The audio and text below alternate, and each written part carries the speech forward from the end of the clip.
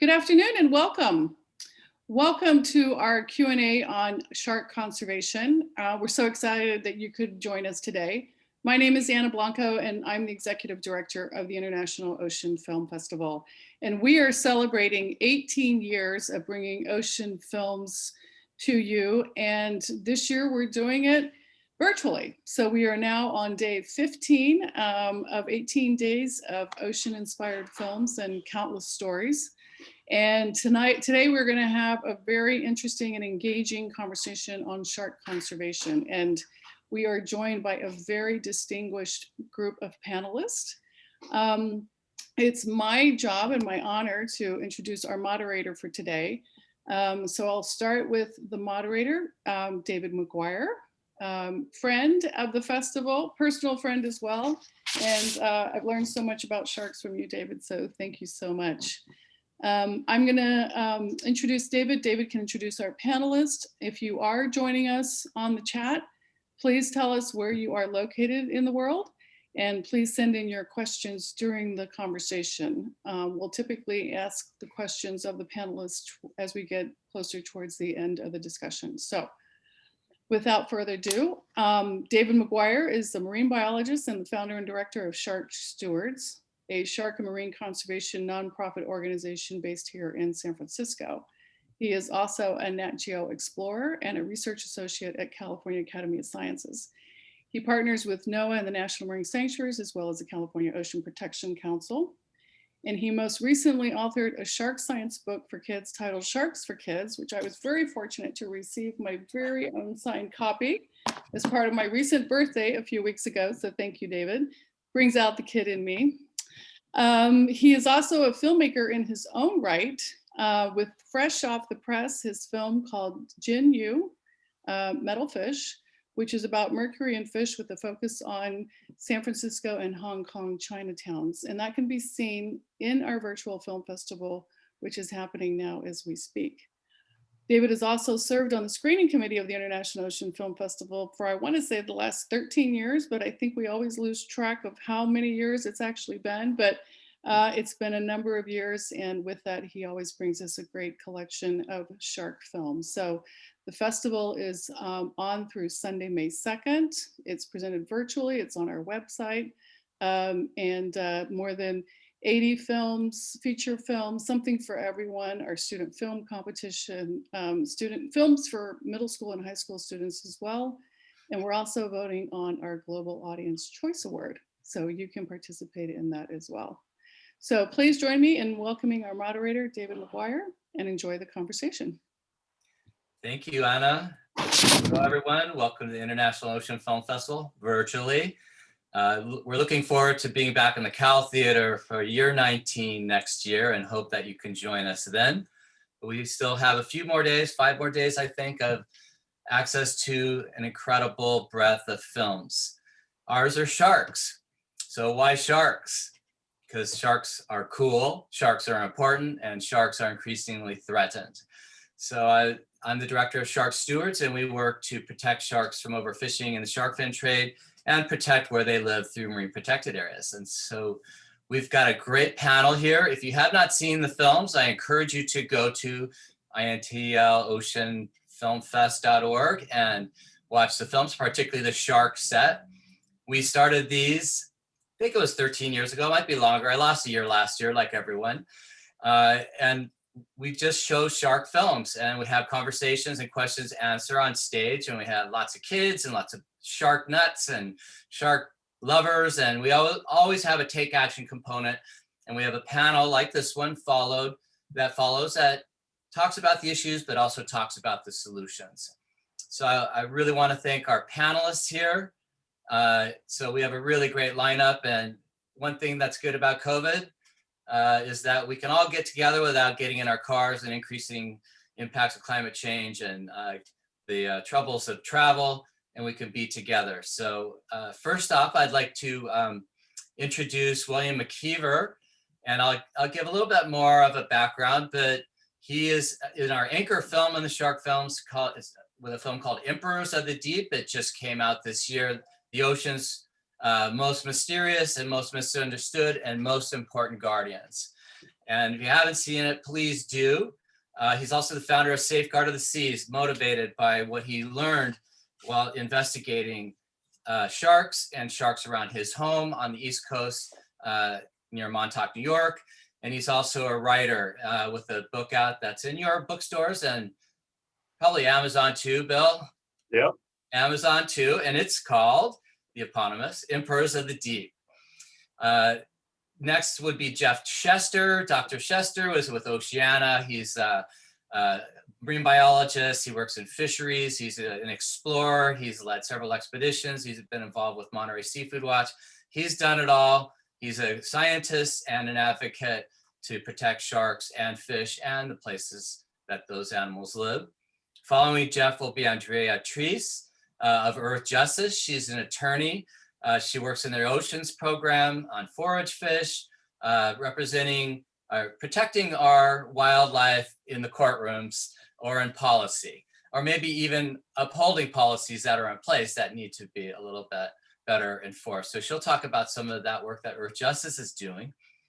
And then we'll have Michael Baer, my dive buddy down in La Jolla, are looking for sharks, and he is the founder of Ocean Sanctuaries. He's a scientific diver, underwater photographer, and a general shark advocate, and good friend, and a really great diver. One of my best buddies underwater. We could tell you a great story about the Scripps Canyon. And then anchoring, it followed that by Dr. Lance Morgan, a good friend and advocate and scientist, and he's the chief scientist, vice president, well, executive director now of the Marine Conservation Institute. What do you call yourself, Lance? Anyway. President. Yeah, president. You're the president. Okay. That was a few years ago. Yeah, I forgot what, you're not AD. Time goes on. So Mark has, Lance has a deep breadth in research, starting in Florida. He has a PhD in ecology from UC Davis. Has worked with marine mammals and Marine Lab, or Bodega Marine Lab, sorry.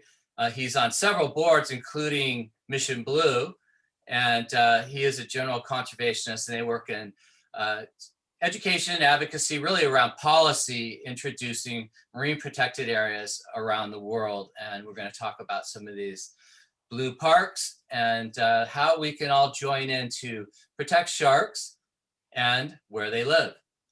So I'm going to see if we can start the film. The host needs to share my screen access. Anna, if you're there still, I hope. I'm here and I'm about to do it right now. And you will be able to put some questions, send some questions in the chat, and we'll address those as we go. And after the presentations, we'll have time for conversation and participation with the audience. So if you have some questions, please send those in. Thank you, Anna, got it? And so now we will start with the trailer of Emperors of the Deep by our filmmaker, William McKeever.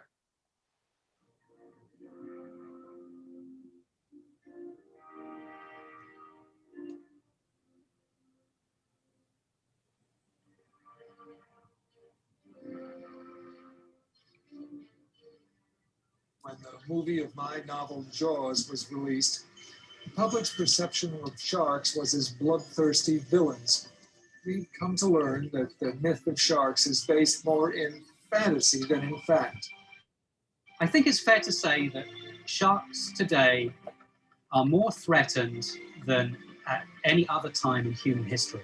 We have more impact on our marine ecosystems than at any other time in our history. And most of that impact is through large-scale commercial fishing. Long line fishing acts like a vacuum cleaner, sucking out everything in the ocean. Many fishing boats ignore international law, fish without a license, and don't want to get caught. And it's resulting in tens of millions of sharks being removed from the oceans every year just to supply that demand.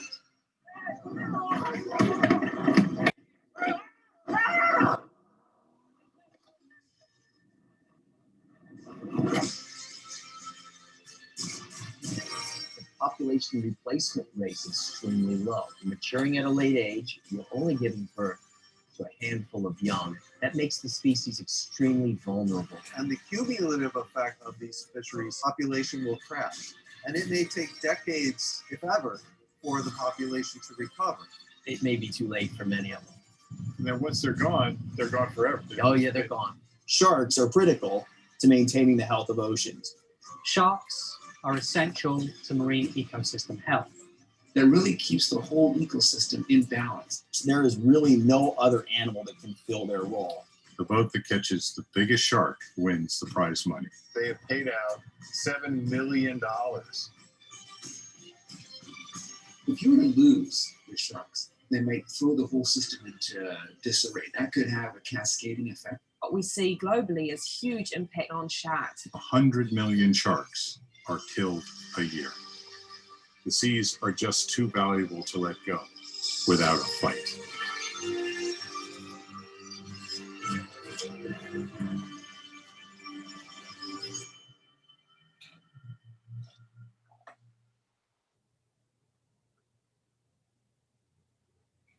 Okay, if you're just joining in, welcome to the International Ocean Film Festival Shark Set. I am David, and we have a great set of panelists, and we just saw the trailer to Emperors of the Deep by William McKeever, who's with us on screen here. So I'm going to, let's see, Bill, you don't have slides, right? I don't so have I'm just slides, gonna introduce you. And, there's obviously a lot of stirring footage there. Some of the scenes are very disturbing. And one of the things that struck me was, and I think really strikes a chord with you, is that Montauk Shark Derby, that tournament, which there are a few on the East Coast. And maybe we can just first talk about what inspired you to make the film. Yes, I live in New York City, and like many New Yorkers, I went out to Montauk one weekend, and I stumbled on a shark tournament. And just a quick review, a shark tournament is where fishermen go out to catch the biggest shark for prize money. So they'll gamble, they'll put in, say, $5,000, $10,000 a boat. So there's a pot that can grow to $1 million. And then whoever catches the biggest shark or sharks, they'll share in that pot. So some of these fishermen are walking away at the end of the weekend with as much as $250,000. I talked to a 19-year-old who just joined the tournament and got $90,000 for a day's work. So these tournaments really grew out of the Jaws myth that these sharks are mighty and dangerous and man-eaters, and we've got to do something. It's very macho to catch them. And as Peter Benchley pointed out, it's utter nonsense. It's a myth that these animals are somehow man-eaters and ferocious. In fact, it's just the opposite. And you saw in the trailer at the very end, I was on the bottom and there were sharks swimming around me. And I tell you a quick story. So to get the sharks over to me, we had to bribe them. We had a skewer, we put a fish on the end of the skewer, and the person held that up in front of my face to get a shark over. And they finally took the treats. And one time she put the fish on the skewer too close to my face, literally 6 inches away. And I wanted to yell out, "You're too close." But anyway, sound doesn't travel to water. Yeah, exactly. And off to my side, I could see a shark very interested in that and started swimming very quickly towards me. And I just thought, don't move, just whatever's going to happen is going to happen. And the shark went for the fish, and it was so close that its pectoral fin hit me in the head, in my face. So I'd like to say I'm the only person on the planet that's been actually kissed by a shark, and that the sharks have a film on them that protects their skin, and it got on my face, and I decided, I'm not going to wash my face. I'm going to let this stay on because I can't. This is not going to be something going to happen very often in my life. So that experience really taught me that we're not on the menu. The shark was clearly interested in the fish and not me. But anyway, to step back after looking back at the film, what really got me started was seeing that shark tournament in Montauk. I was just absolutely disgusted to see this dock filled with dead sharks. They had been brought in, they hung them from a yacht arm, got their weight, and then they just waited to chop them up, and the remains, which were put in a dumpster, which you can see in my feature-length film, those sharks were taken to a landfill, and it just broke my heart. And I thought, this has got to stop. We stopped fox hunting. We've done so many of these other things. It's got to happen for sharks, and we've got to get rid of this myth. So I started doing a lot of research on sharks, and I found so much new information. We really are living in a golden age, and my fellow panelists like Lance Morgan and Jeff Jester are finding fascinating things. And I wanted to put that in a book to let people understand the great discoveries these scientists are making, and to understand how important sharks are, and that they're not these man-eaters. So I'm on a mission to put an end to these shark tournaments. If you go to my website, it's safeguardtheseas.com. I have a petition for people to sign. I'm going to the New York State Legislature. There is a bill right now that would ban trophy hunting for animals, and sharks are not on that list. I want to get sharks on that list. They deserve to be there. So if you sign that petition, we're going to get that done in New York State, and we're going to go up and down the East Coast. These tournaments take place from Florida all the way up to Maine, and it's an abomination. It's got to stop. And we will get there eventually, but it just takes time to change people's perception about these sharks.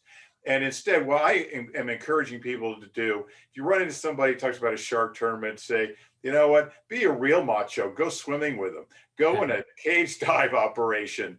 And there are tons of those developing all over the country. It's one of the fastest growing segments in the ocean entertainment space. I went in a shark dive off of Jupiter Inlet in Florida. We went up, jumped over the side. The sharks can see us, so they know we're not on the menu. And a bunch of bull sharks showed up, and we had a great interaction with them. And up in Montauk, there's actually cage dive operation. There's in Martha's Vineyard. List goes on and on. So Google that. That's the great experience that people should be having with sharks, to see how magnificent they are, and not the shark tournaments. So I would just add a couple of things about these tournaments, and that is that in Montauk, one of the tournaments they have is a Mako only shark tournament. And Mako sharks, as you all know, are an endangered species. So how can you have an event, so-called entertainment, where you are destroying a creature crucial to the marine ecosystem that is already endangered? So spread the word out. When you see Mako on a menu, I would go and tell that restaurant that this is an endangered species, number one. And number two, my colleagues can do a better job than I can about the mercury content of these fish. So there are ways that we can get the word out and educate people.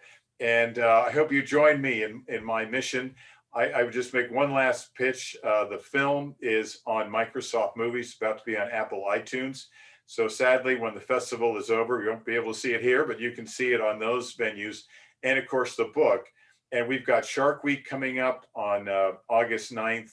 Summer is here. People need to read books. And I think at the summer, this is a great time to give this book as a gift to somebody. They can go take it on vacation and give it to other people. The more we spread the consciousness, the better off we're going to be.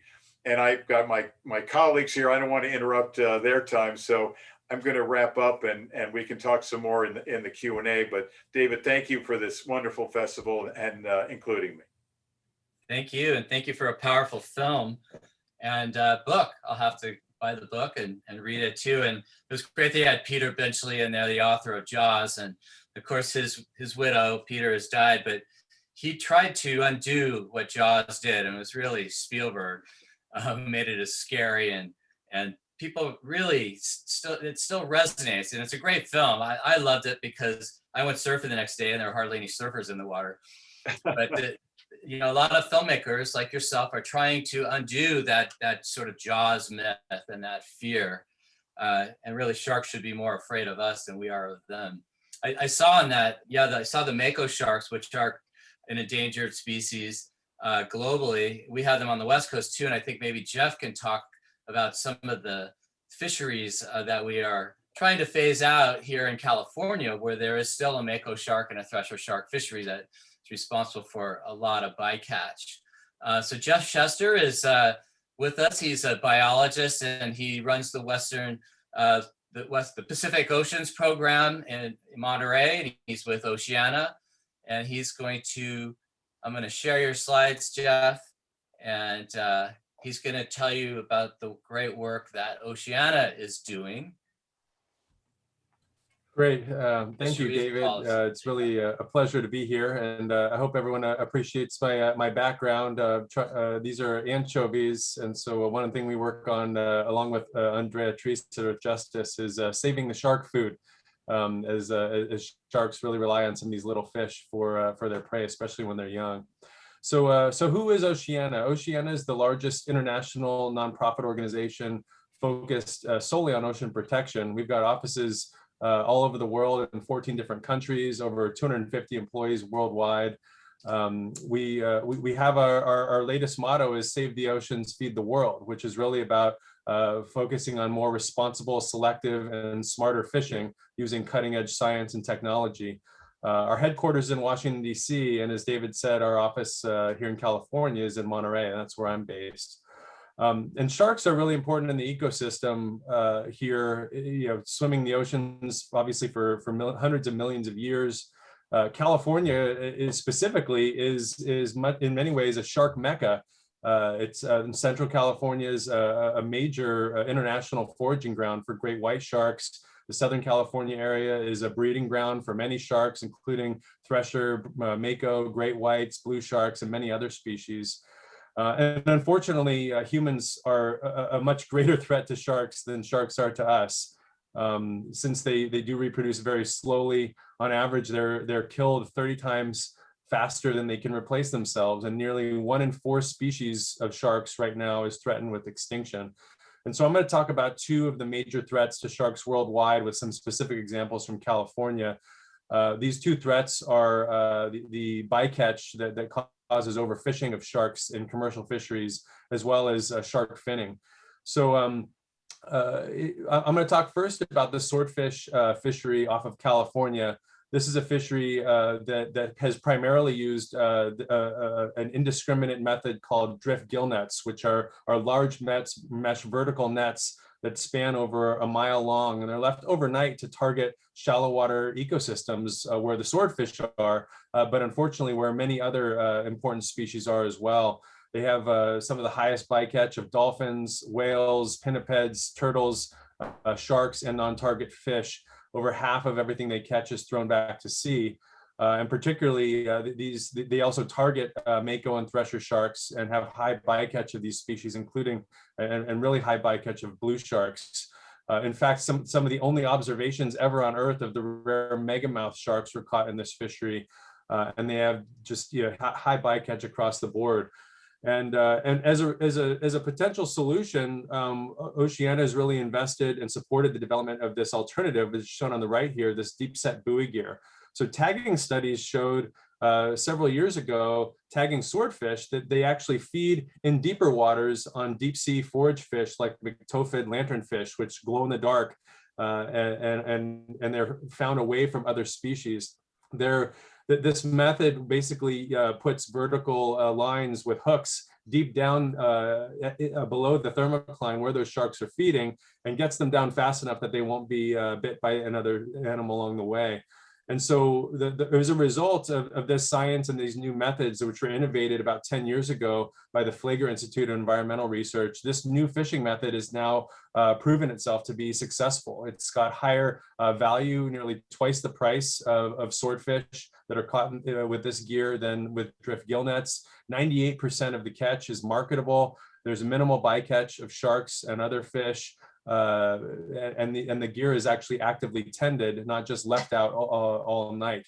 And so if you go to the next slide, we've really, after finding the solution, we've really invested in how do you transition this fishery rather than just simply banning and trying to get rid of drift gill nets and putting a bunch of fishermen out of business.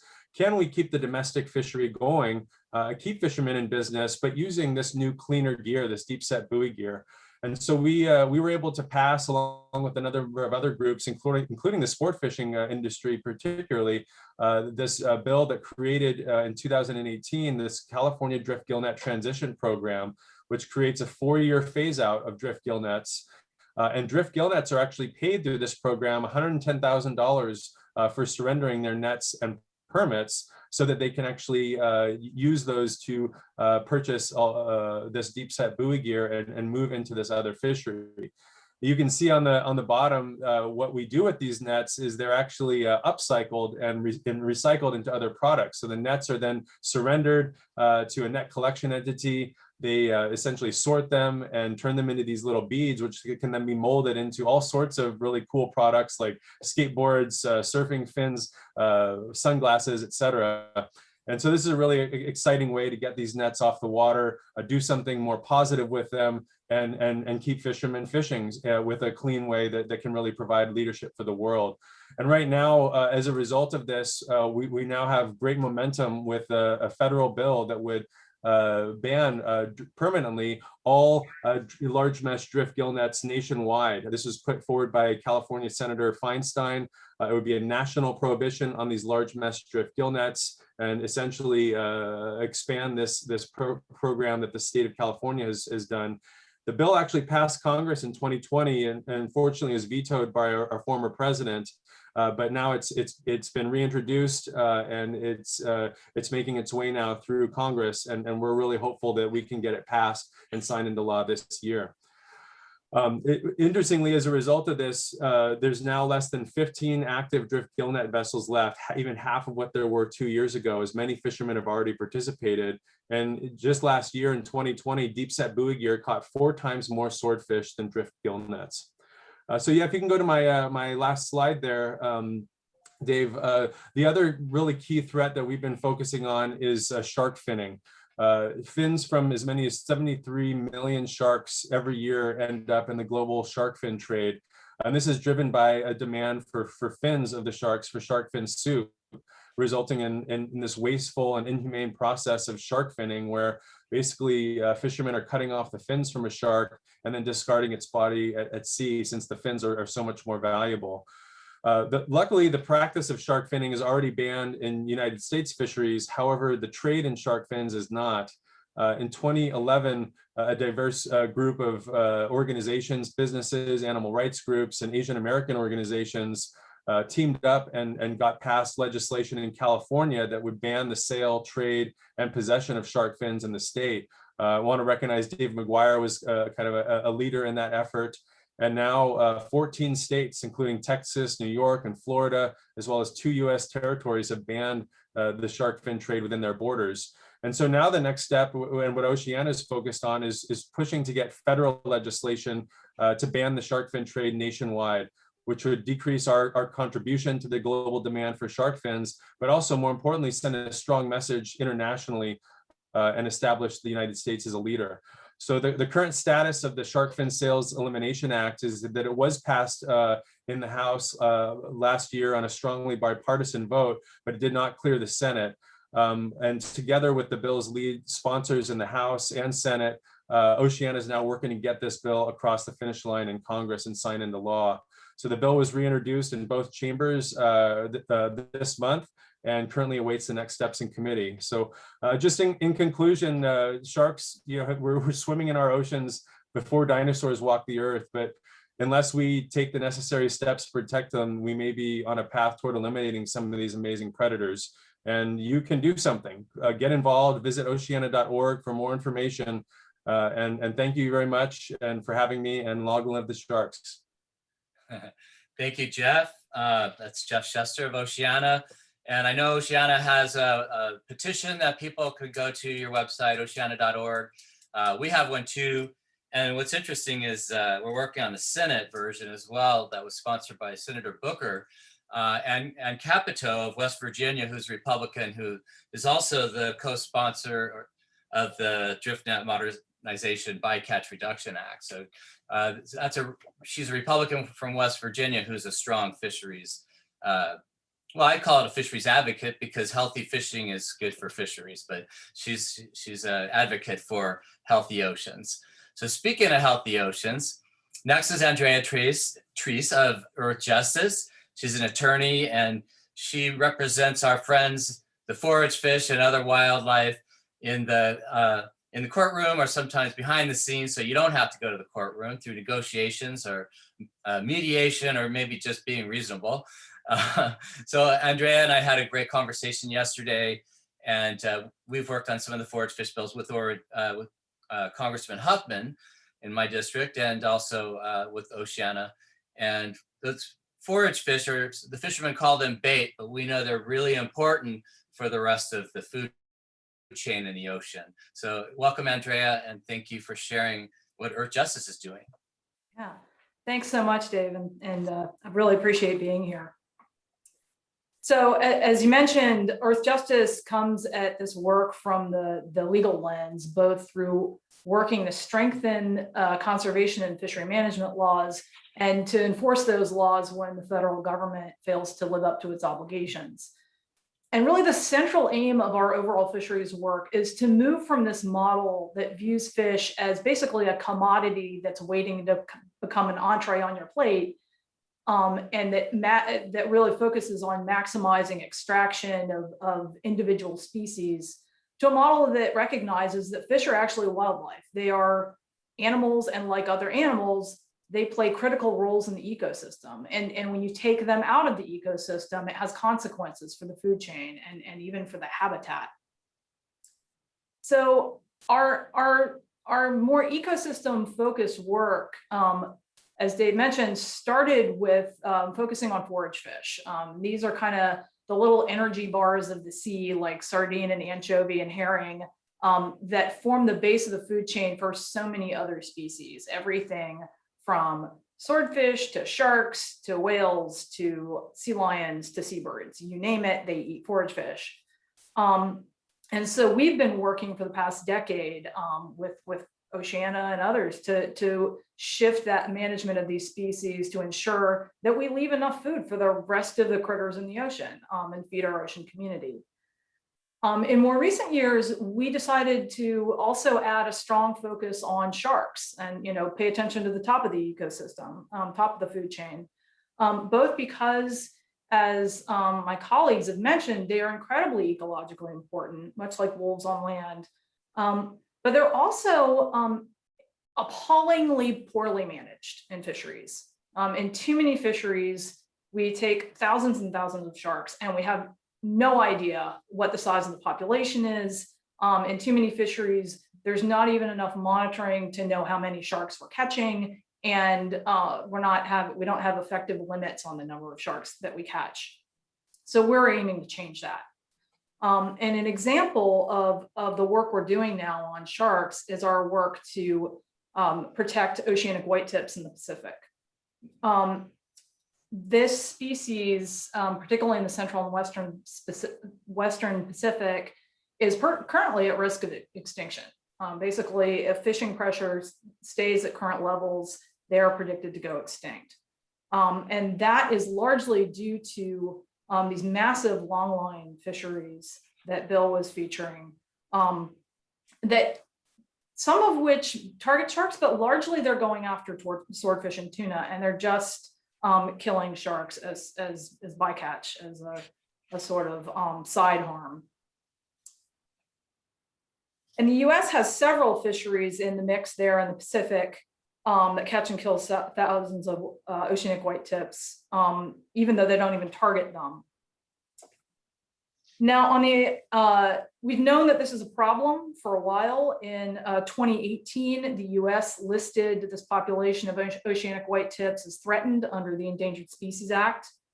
And in addition, the international body that regulates some of these, it's a treaty organization, the Western and Central Pacific Fisheries Commission, that governs international fishing for these swordfish and tuna fisheries, recognized that the oceanic whitetip was overfished starting in 2012, and then again confirmed that in 2019. And these things are significant because both of those findings trigger obligations under US law. Under the Endangered Species Act, the National Marine Fisheries Service once it lists a species, has to make sure that federal fisheries do not essentially prevent the species or impair its ability to survive and, most importantly, to recover. And it also has to set specific limits for how many oceanic white tips these U.S. fisheries can catch and kill and even injure.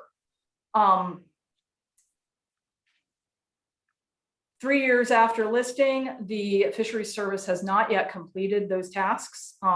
We have been in ongoing conversations, and I would say we have been leaning on them heavily to get these things done, and also using that process to advocate for increased protections, which I'll mention a little bit later.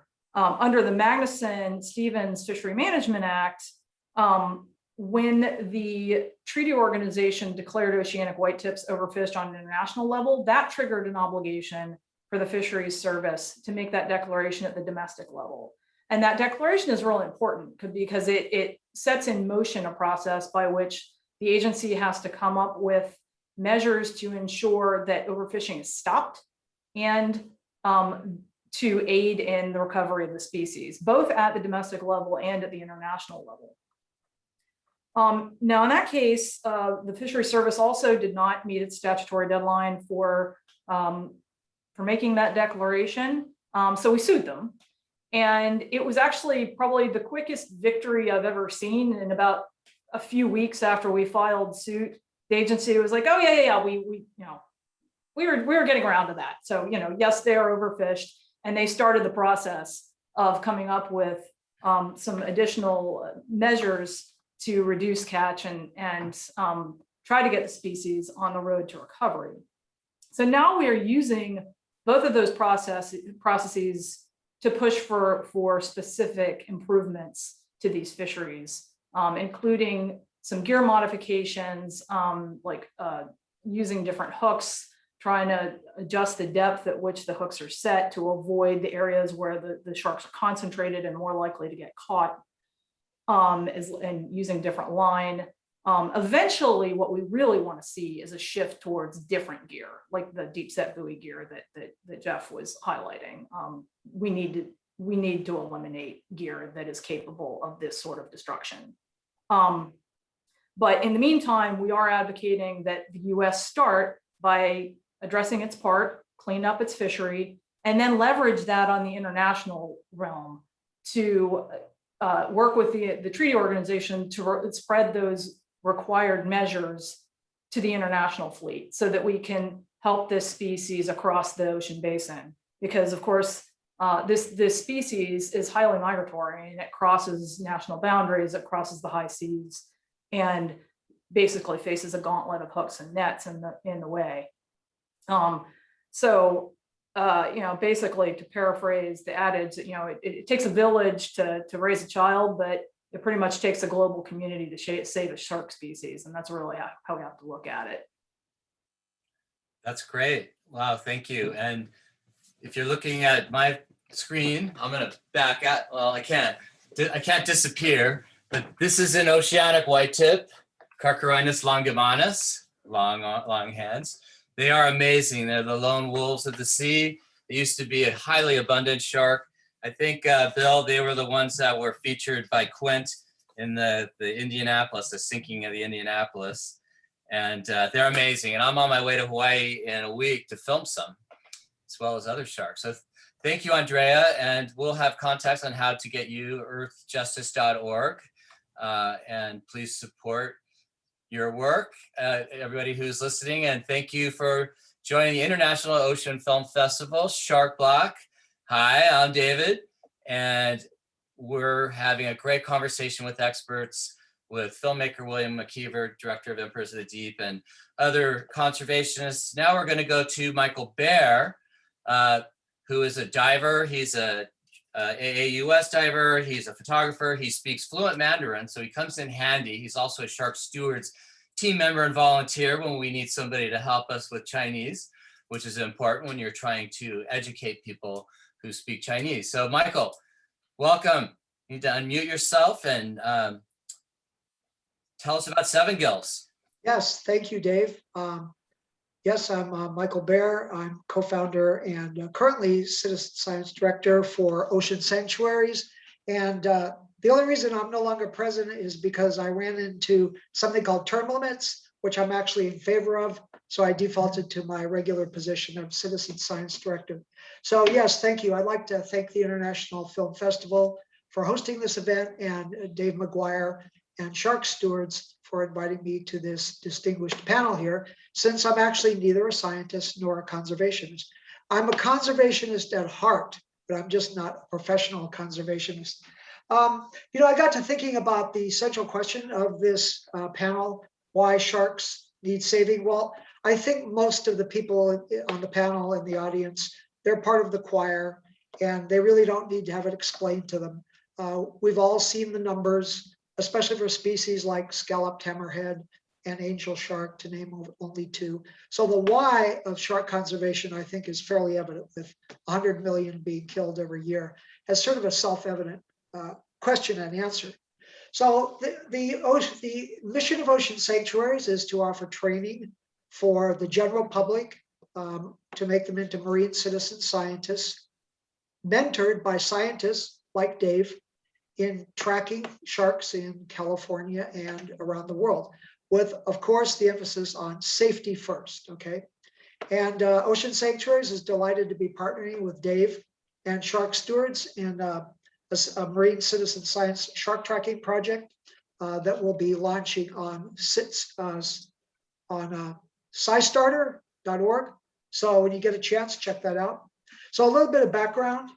Our pilot 7-gill shark identification program began back in 2010, when we began receiving a lot of reports of divers encountering what was apparently a 7-gill shark. And we hadn't heard of these much before.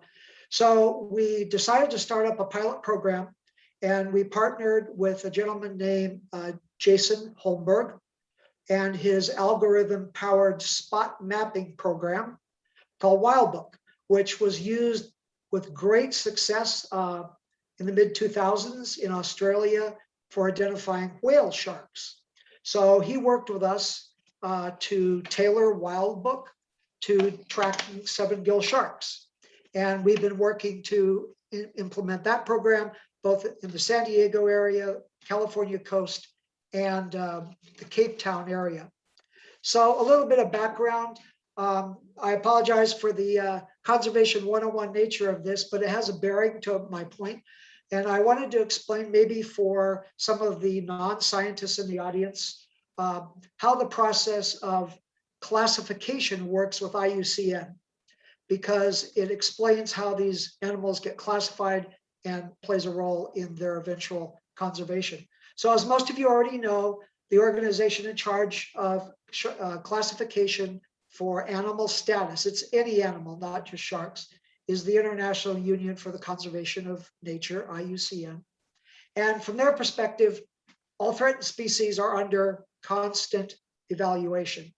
So the organization has 9 basic categories that they classify animals in terms of threat to their status. So there's not evaluated, insufficient data, minor concern, vulnerable, near threatened, endangered, critically endangered, extinct in the wild, and extinct. If you want, Dave, you can put up my slide anytime. Oh, it's not up now. Oh, there it is. I'm sorry. You got it. I thought it was up. Okay, there we go. Okay, thanks. So I'll get to that in a second. So the near threatened category, although it is not an indication of an endangered species, sets a precedent and indicates a potentially endangered species in the future. Vulnerable species face a higher risk of extinction in the wild. And endangered species obviously face a very high danger of extinction in their natural habitat. And species classified in the critical endangered status face an extremely high risk, of course.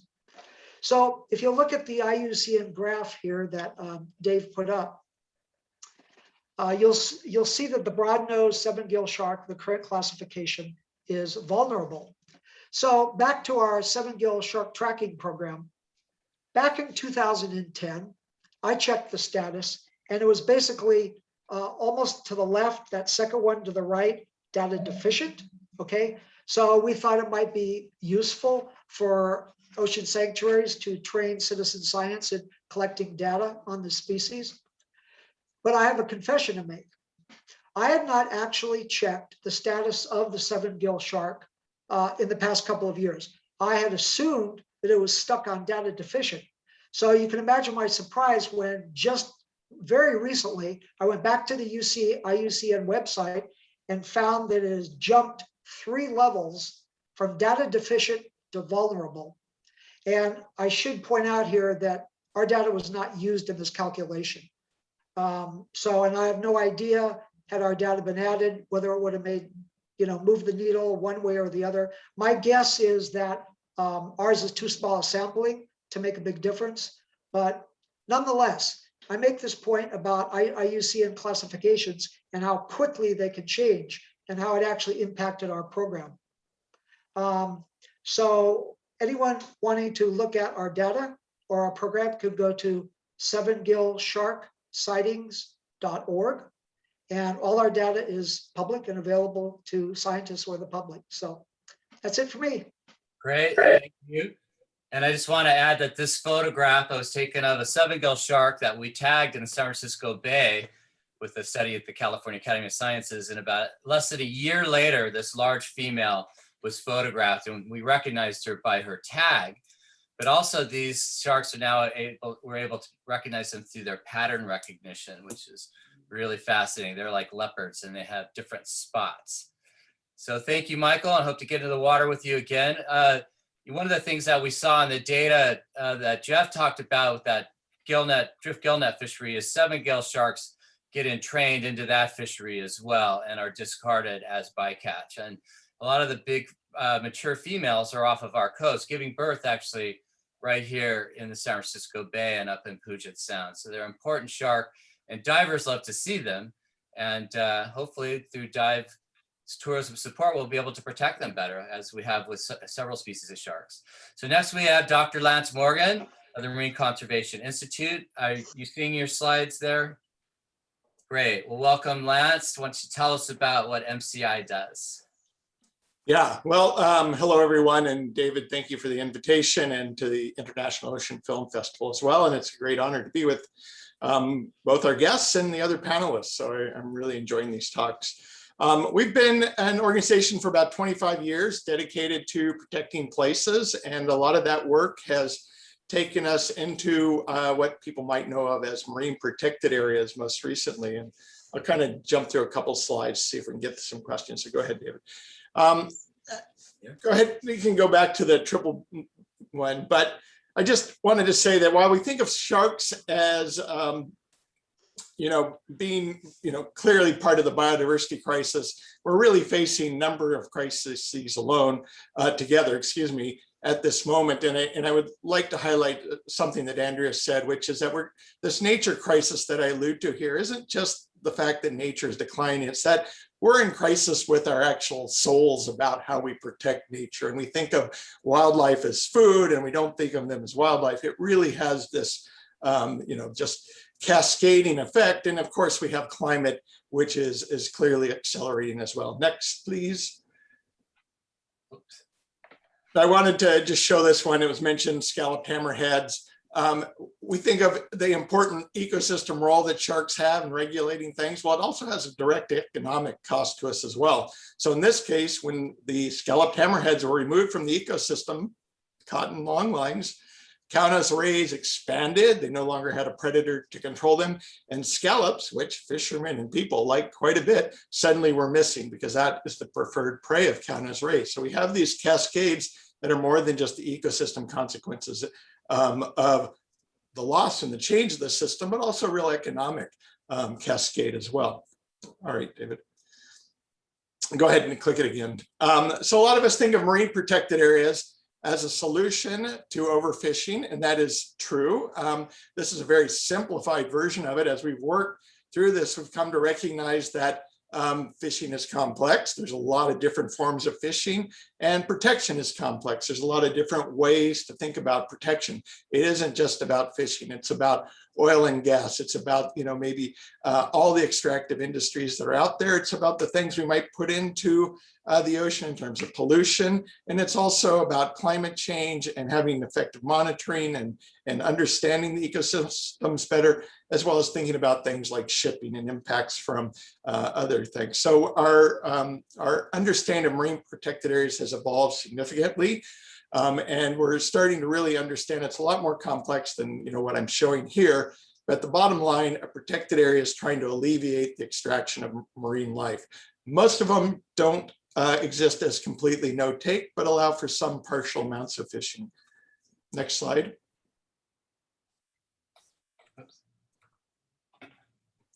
So we step back and take a snapshot of what MPAs look like in the US. Each of these color-coded regions of the US is responds to a certain level of MPA coverage.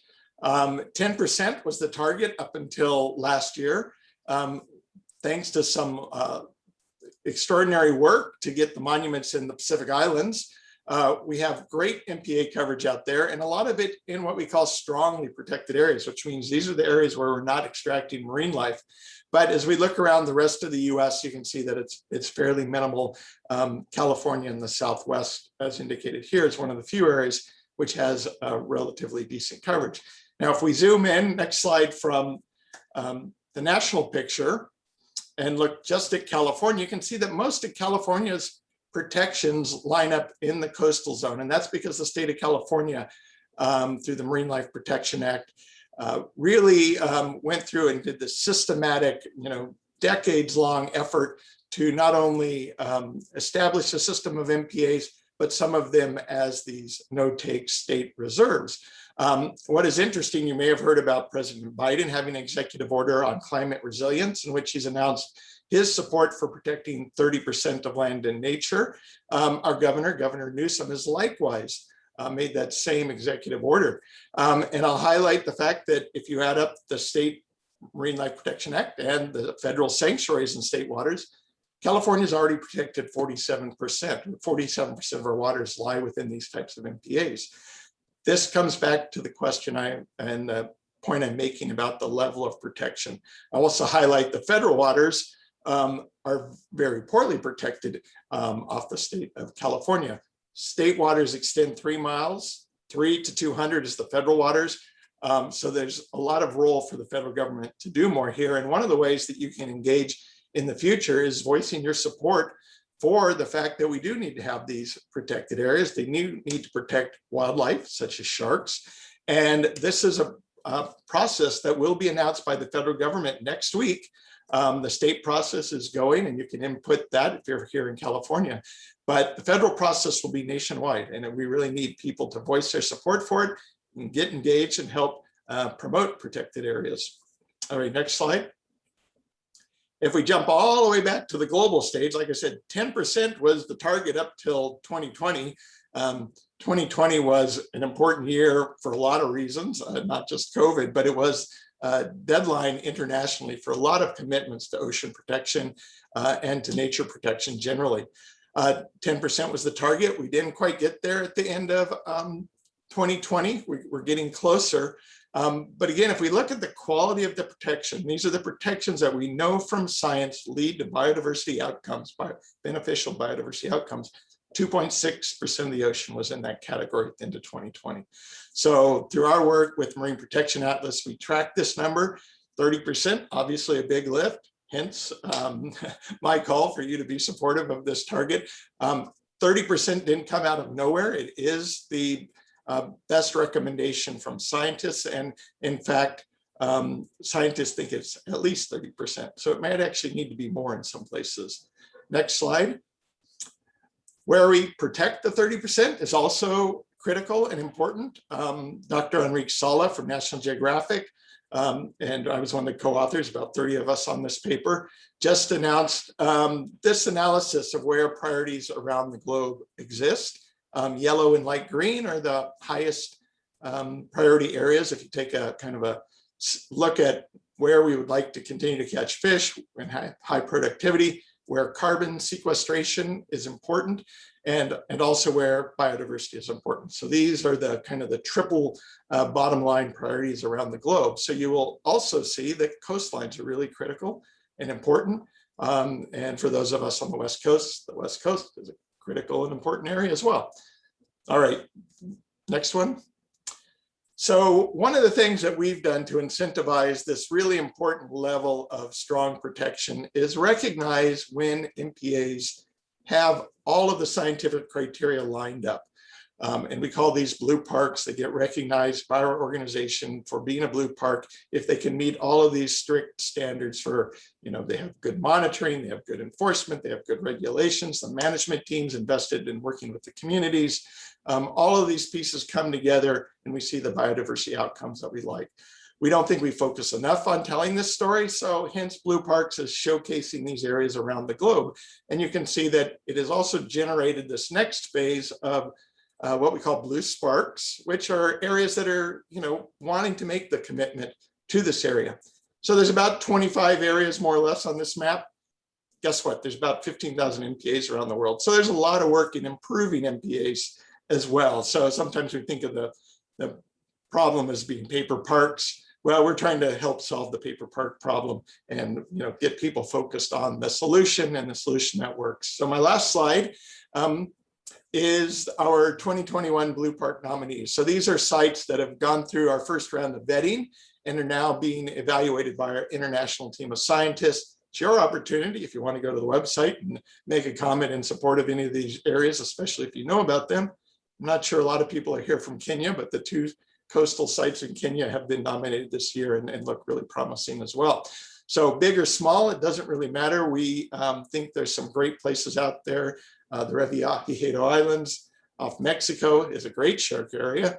And we're really excited about their engagement and moving forward with this year. So I can't stress enough the importance of getting engaged and using your voice to not just support legislation, but to weigh in with your elected officials, even at the local level, saying the ocean matters to me, I want you to do something. So thanks, David, for the invitation, and hopefully we might have some question time, we'll see.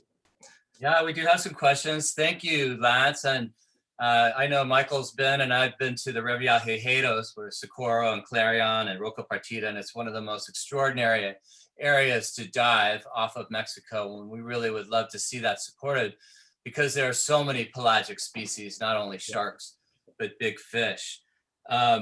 Somebody asked about trophic cascades, and you addressed that, Lance, with the hammerhead ray complex, I guess, with the scallops, but also it was in Bill's film with Michael Heidhaus. So it was in Florida with the Sharks Bay he's been studying, I don't know, since he was a graduate student on seagrass beds and large herbivores like dugongs and sea turtles. And it really is an elegant analysis of how important these top predators are. Bill, you want to comment a little bit to that about the trophic cascade and the tiger sharks? Yeah, that's a great point. And as I interviewed with scientists, it's clear that in every marine ecosystem, sharks play a very important role from the poles to the equator, everywhere. And I'll just give you a quick example of another area that we didn't talk about, which is coral reefs. And in Australia, when the sharks were eliminated due to overfishing, the coral reefs literally crumbled. And now people are wondering, well, why did that happen? And if you step back and again, the purpose of an apex predator is to maintain diversity, prevent any one species from monopolizing resources. So when the sharks were overfished, you had an explosion in the mid-level predators, the meso predators, and they started to eat the fish at the very bottom of the chain. In this case, in these reefs, they were eating parrotfish. Now, parrotfish play a very important role, and that is that they work out on the reef and they eat the algae. They scrape away at the reef with their teeth. They don't damage the reef, of course, but they get rid of the algae. And if the algae is not taken away, it will literally grow uncontrollably, smother the reef and kill it. So what was happening is that the parrotfish were being decimated, and those workers weren't there to take care of the algae, so the reefs died. So that's just another example, another ecosystem where sharks are so important. And I talk about this in other systems, and I could go on and on, but due to the time, I just think we just have to recognize that these are crucial animals, as you said in the beginning. It's like the wolves in Yellowstone Park. You take the wolves out, you have a collapse, and the same thing is true in the ocean. Yeah, well, maybe we'll get a reprieve because we do have some questions. And that trophic cascade was in my first film, Sharks Stewards of the Reef, that premiered at the Ocean Film Festival 15 years, or not, I don't know, 2006 with Enrique Sala.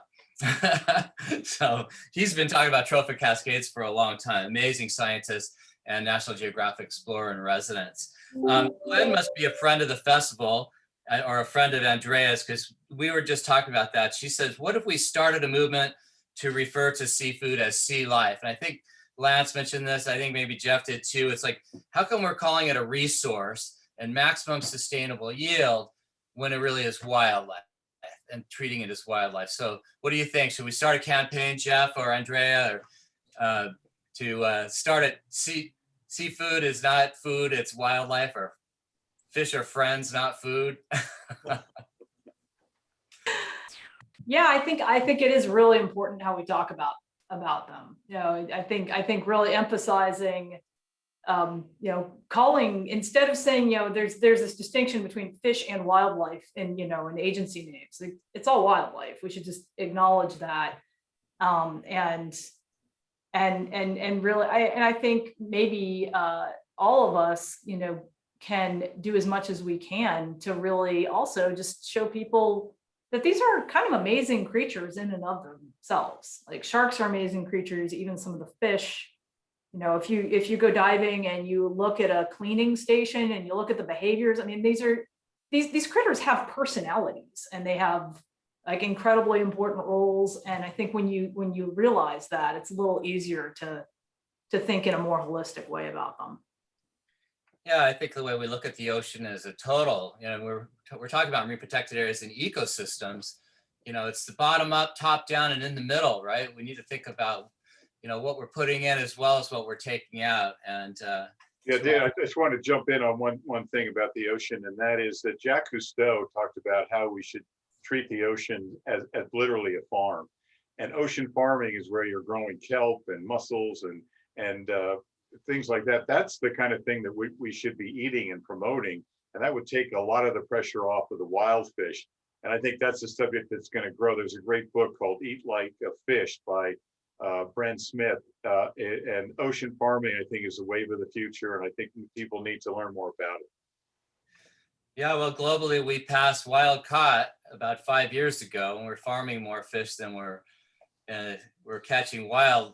I think it's important also to recognize, though, a lot of what we do eat as farm fish right now is actually being fed ground up forage fish. So I don't disagree with Bill at all, but I do think you need to be careful about what you switch over to in terms of thinking farmed fish is a good one. It's a pretty complicated issue, and farmed salmon, of course, is being fed ground up forage fish as the primary item. Yeah, I want to add to that, Lance, and you're right. When I say ocean farming, I don't mean farming salmon. I mean farming mussels and those kinds of bivalves that we can eat without harming the environment. So I'm actually against farm fishing. Sure. It's terrible for the environment. But anyway, you start parsing it, and it gets complicated. Yeah, it's not simple, but Jeff, you want to talk about Seafood Watch a little bit, what people can do and how they can find out about their fish and whether it's in the red zone or in the okay? Yeah, sure. I used to be the senior science manager about 12 years ago at the Monterey Bay Aquarium Seafood Watch, and you can download these pocket guides where they do analysis of and basically have a red list, a yellow list, and a green list. The green list would be things, species that are more sustainable to eat, where things like the innovations I was talking about with those cleaner gears that actually are part of the solution to some of these problems, and you can actually support them by eating certain types of sustainable seafood. definitely, and you'll see on the red list, a lot of the sharks appear there. And I think just in general, in terms of my view on this, and there is really a strong debate right now among the scientific community about, is there even such thing as sustainable fisheries for sharks, right? These are top predators. They play such an important role. I mean, we no longer rely on, on eating wolves or lions and tigers, right, out of the ecosystem. And that's kind of the equivalent when you're looking at sharks. So looking to find ways, both based on their vulnerability inherently and the fact that it is very difficult, if even possible at all, to have a truly sustainable fishery for sharks. Really trying to eat lower on the food chain, eat things that are more clearly sustainable, and really call into question whether we view these animals as commodities or resources versus living wildlife. Yeah, well said. So there's another question from Anne. She says, what can each of us do, meaning what can the audience do to help with this situation, this crisis of overfishing sharks, through action versus just giving money? And how can we mobilize and make more of an impact? And, obviously supporting organizations like MCI and Oceana and Earth Justice and Mike's group, Ocean Sanctuaries, and Shark Stewards. But supporting film festivals is really an important thing, or making a film, or telling a story and sharing it, or seafood choices. But does anybody want to take that? Like, what else can people do besides just donating? How can they mobilize? How can they volunteer? Well, I'll just jump in real quickly, because I think individuals have more power than they realize, because when you go to the supermarket or a restaurant and what you order sends a message to the suppliers. And for those that like to eat tuna, I don't eat it anymore because of what it does to sharks. But if you eat pole caught tuna, which is tuna caught with one pole, one fisherman, no bycatch, that's something to consider. And do that with other seafood that you buy. I think you can make a big impact on what you purchase in the restaurants and the grocery stores. Yeah, and I think I'll add, in addition to, I think totally agree with what Bill was saying, because that not only at an individual level has those effects, but even hearing from a couple customers can change the buying behaviors of huge companies, and that's really where you can see major, millions of pounds of seafood shift toward, and companies buy more sustainable. And I think just in addition to the consumer having power, talking directly to decision makers, right? Calling your local member of Congress and saying, look, there's some key legislation out there that's going to help us move away from these destructive gear types that are harming sharks, that's going to establish the U.S. as a leader in shark conservation, like the Shark Fin Sales Elimination Act. These are ways you can directly get involved and make a difference from the folks that are making these policies. So you can certainly help the organizations that are represented here do that as well. But hearing from constituents directly it can have a much bigger impact on policy than I think most people realize. And I would just add, I agree with all that. This factor of communication, I think what we have, David kind of brought this up a little bit, starting a movement and showing people that you're part of this movement and that you care about this, communicating to your friends and your social networks is almost as important as calling your elected official. We really do need to show that there's support for this. And you are an example to your friends in your own personal network. So, whether it's wearing a Shark Stewards t-shirt or, actually getting engaged, I think you can lead with this example. And it's a very powerful thing to actually, help engender a movement. Mike, you have anything to add to that? Dive in, go diving, add to the sanctuary sharks. Well, the thought occurred to me listening to everyone talk, that speaking basically as a lay diver, I know that you can do a lot with word of mouth. For instance, I think we've all had the experience of coming out of a shore dive and having, people come up to you and go, oh, wow, where did you go? What did you see? And if you could say, hey, I dove with some sharks today and I'm still alive. Nothing bad happened to me. And in fact, the sharks I dove with were only 3 feet long. as is the case with leopard sharks in San Diego, you can do a lot with word of mouth to help dispel public perception, because maybe the general public may not read the same publications we do, the same science journals, or even on the same social media groups. So I think word of mouth could go a long way. Absolutely. And I think I would add to that. I consider myself an educator, and I do talk to a lot of schools, and I teach. And I did a keynote for a high school today. And actually there are like 6 or 7 schools. And I'd say, like, reach the youth and inspire the youth, whether it's through film, taking them diving, get them to the ocean, because they're the next generation. And they also give us energy and power. It makes me feel young. Sylvia Earle says, if you want to change the world, take a kid down to the ocean. If you don't have a kid, borrow one. So we can inspire the next generation, because they've got a lot of work to do. So we need to really leave them the best tools we can. And the Ocean Film Festival, the International Ocean Film Festival, actually has a youth film festival and competition normally, 2 days, and kids come from all the San Francisco Unified School District for public schools for free, and we reach 1,500 kids. We probably reach more, obviously, through this. So there's a lot of tools that we can use. Andrea, do you have anything to kind of add to this? Yeah, I mean, I think I would underscore just the really talking to your friends and your family, and as well as really reaching out to your lawmakers. I think there's a perception, I think, even among some NGO groups, that really the constituency for any sort of fishery management legislation is just seafood producers, chefs, and fishermen. And we need to build the constituency, which is there, of people who love the ocean, who view fish as wildlife, who care about the ecosystems, and those voices really need to be heard. And I would also add, I think, just really reaching out to diverse communities and making sure that those voices that are incredibly important are heard as well. Yeah, that's important. Thank you for adding that.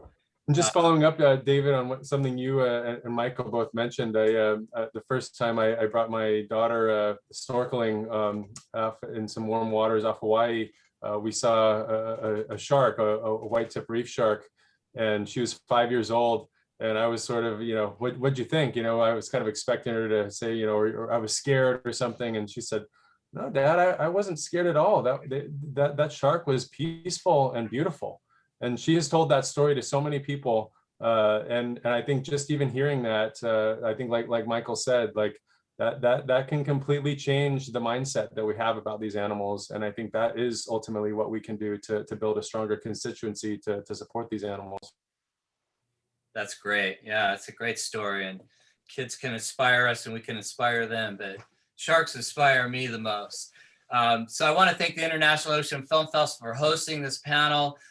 For all of my panelists, we're going to wrap it up in a couple minutes, but I wanted to put your contact information here if you want to learn more from each one of our guests.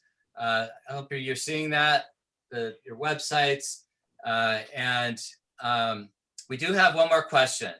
And this would probably go to, well, Jeff and Lance, but Lance, maybe, are there any protected areas around Antarctica and the Ross Sea? And that's a great question. It's an important place way out in the middle of nowhere.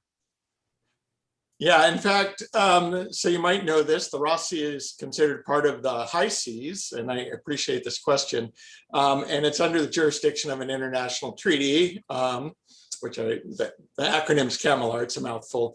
And in fact, there is a very large marine protected area there, which is kind of a work in progress. There are some issues about research fishing that I would like to see closed down. But I think it's a really important thing to acknowledge that the high seas, I talked about, California state, and I talked about the US, but as soon as you leave our boundaries, like maybe white sharks do, who go all the way out into the Central Pacific, they are no longer protected by any nation. And so there is a treaty being negotiated at the United Nations, another place for you to get engaged and show your support. It would be great to get the Biden administration supportive. As you might guess, the past one wasn't quite so. And this is about half the planet, 70% of the ocean is in the high seas. And we really need to facilitate this treaty into force and make sure we get the same ability to create protected areas and manage fisheries better on the high seas. Great. There was one last question that Lynn asked, are swordfish endangered? And I can answer that. No, not in the Pacific. They're actually considered least concerned, but they could jump over to that from data deficient to least concerned to vulnerable very easily. So I want to thank you all for joining us, our audience, of course. We can't show our films or participate without you. This has been a great festival virtually. We have a few more days left until May 2nd to see films. I encourage you to see Emperors of the Deep and the whole shark block, including my film, Jin Yu, on metalfish. And I look forward to another conversation. Protect our ocean. Please join our guests and look at their websites, volunteer, donate if you can, tell a friend, save a shark. Thank you all, and we'll see you in the ocean. Thanks, Dave. Thank you. Thanks, Dave. Thanks, everyone. Good night, everyone. Thanks, everyone.